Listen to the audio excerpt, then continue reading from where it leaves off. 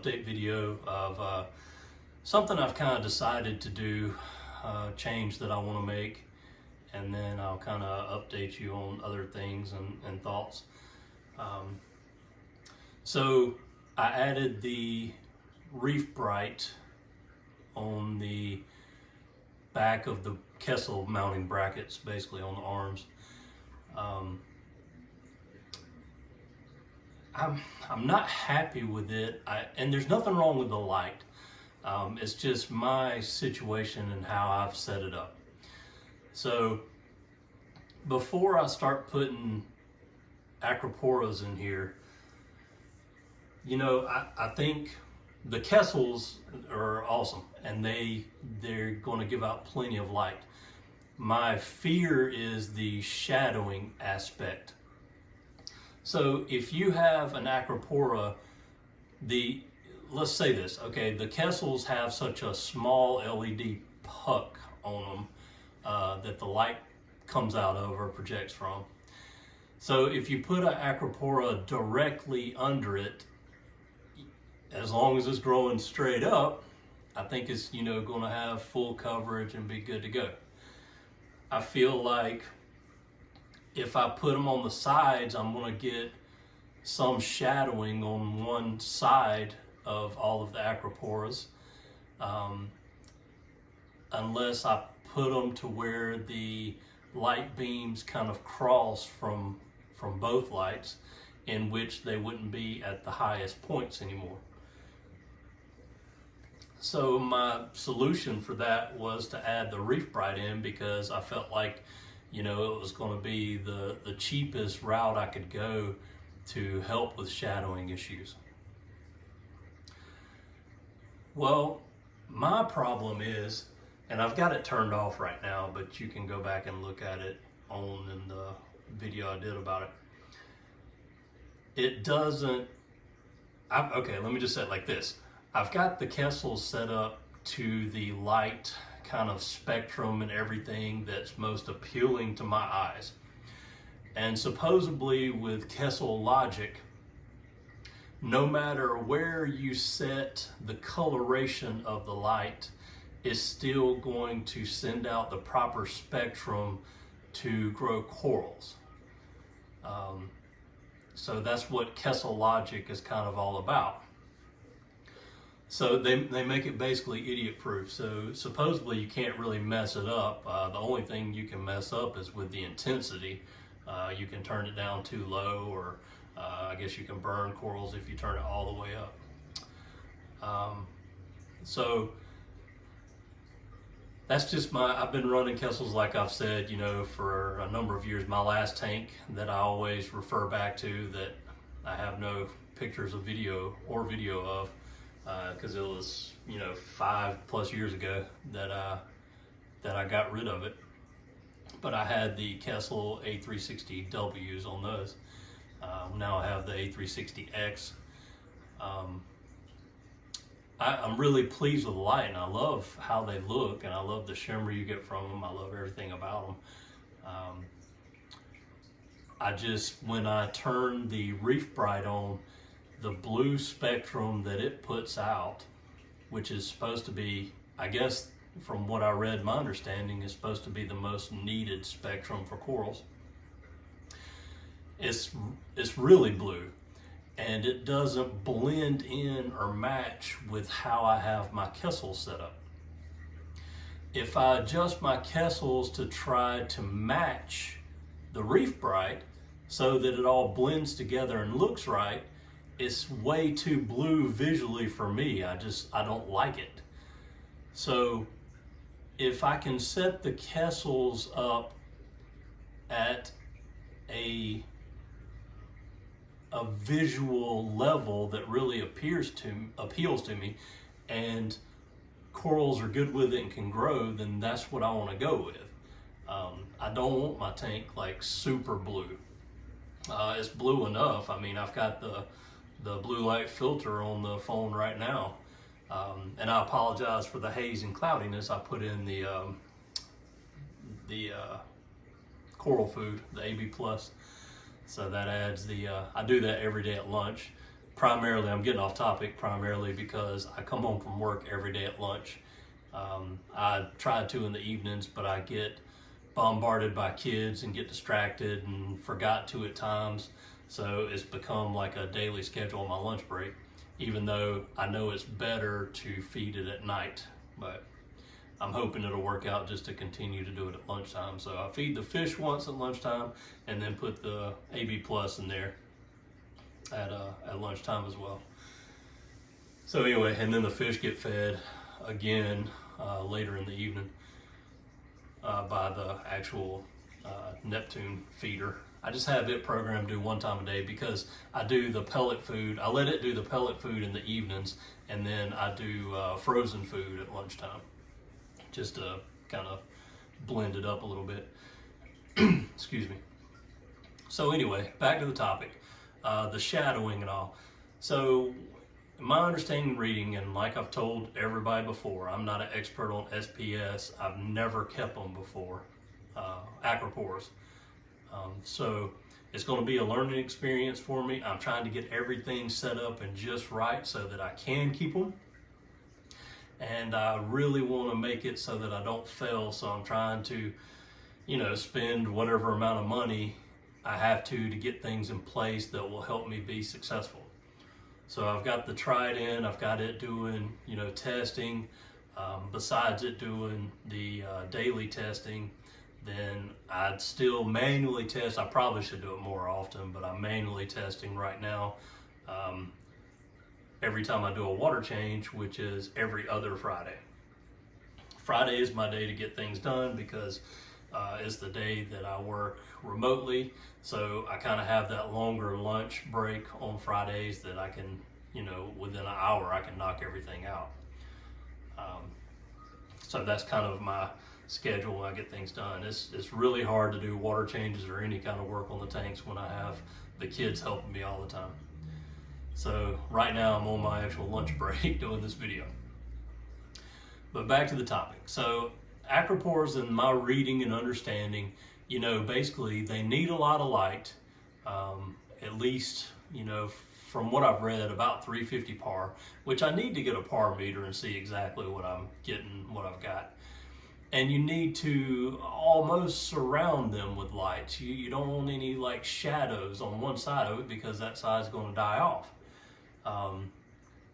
Then you want really good light penetration, to be able to reach through as they start branching out, to hit all the spots on them. Now you're going to have some spots that are probably, as they get big and colonies grow together and all, I'm sure you're going to see some spots that die off, but I want to try to prevent that as much as possible.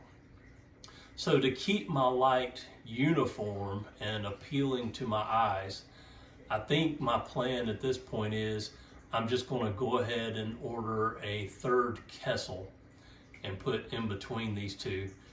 That will give me more spread in the middle and then directly over the two, let's just call them rock piles. And then I think I'll only be lacking kind of on the other side, so to the far right and the far left of the whole thing. So I'll still be lacking some light on those sides, but I really don't want to, I looked at the hybrid fixtures and I really don't want to get a fixture to hang from the ceiling and then basically be over the entire tank. I don't know, I really don't want to do that. So I would prefer, and I also thought about even going with 4 Kessels and then trying to space them out even more. That would definitely solve the issue, but man, that's going to be a lot of light in here. So I don't know, that's a possibility and option, but right now I'm thinking I'm going to order a third. And since I've already got the cutouts on my lid and also have the overflow off the back, I don't have a way to add another Kessel arm to the back of that. So what I'm going to do is kind of the same I did for the Reef Bright Light. I found on Home Depot's website you can get like 2 foot or 3 foot, almost won't call them brackets, but basically bars of aluminum. You can get different thicknesses, And I'm thinking what I can do is, like I have the Reef Bright hanging through those extra holes, I think I can put an aluminum bar across there. I can measure it, cut it to size, drill holes in it, and then paint it black to match. And then I think I can just run my third light in between the other two. And we'll try that and see what that looks like. So, of course, I got to work that into the budget, so that I'm not sure if that's going to happen extremely soon. It might be another couple months really before I get that in place. But that's just my thinking. Let me know in the comments, you know, other people that keep Acropora, what are your thoughts on it? I mean, what do you think I need to do? Do I really need to get 4 Kessels across here? Is it almost, you know, like if you watch bulk reef supply videos, they really encourage the hybrid lights, where you have, on this tank, I guess you would have 2 or 3 Kessels, and then in the front and the back of the Kessels, you would have the T5s or the LEDs, depending on which way you went, which route. But like I said, I really don't want to do that. And when they do that, when they show the tanks, it looks like it all blends in together. But I guess you just have to match the spectrum across the board, you know, match all the lights together. I was just kind of hoping it would blend in more and wouldn't be noticeable. Like the way it is now, the Reef Bright on the back, like there's just solid blue patches in there, and like kind of lighting up in between some of the rocks and all, you just see this extreme blue, and it's just, you know, different shades in there. So to me, it's just not visually appealing. So it's something I definitely want to change. But please, you know, let me know your thoughts. You know, any recommendations? Should I just do the 3 Kessels? Should I try to set up a system and have 4 of them, just putting them tighter together? I really want to stay with the Kessels. I'd prefer at this point not to switch to another brand. I really like them, and if you've been watching my videos, you've seen that I put a Radion on my son's tank. You know, it's nice and nothing's wrong with it. I just kind of like the way these look better, so I kind of just want to stick with them. But let me know thoughts, what I should do. It's like I said, any advice for SPS is always welcome, because I only know what I've read and what I've seen in other videos, and I want to try to do it the right way. I want to be successful with it. I don't want to start getting them and just end up killing off a bunch of them, because when you get the nicer ones that are really colorful and all, I mean, they're not cheap. So when you spend a good bit of money on them, I mean, of course you don't want to kill any living thing anyway, but of course I don't want to just spend a bunch of money on them and lose them either. And then my other thing, just while I'm doing this video with update things, I know I'm not focused just on the light here. My pH, everybody always tells me, you know, don't chase pH and don't chase the numbers, just more about stability. But then you see all these forums to where corals grow better and do better at a pH of 8.3. So everybody says you should really strive to get there. Well, my pH on this tank is usually 7.9 to right over 8, and it kind of it fluctuates between there just a little bit. On my skimmer, I have a air hose or tube that it runs. I drilled a hole through the floor, and it runs under the crawl space and then outside my house. So I'm bringing in outside air to the skimmer, and that's one of the #1 things that I've, you know, read about and seen people doing. I know you can put the CO2 scrubbers on them, and which I originally bought one of those. I just didn't want to have to change out the media all the time, so I just went ahead and ran a line outside. Other things that people say about raising pH, which my the bulk resupply soda ash that I'm using for alkalinity is supposed to raise it some as well.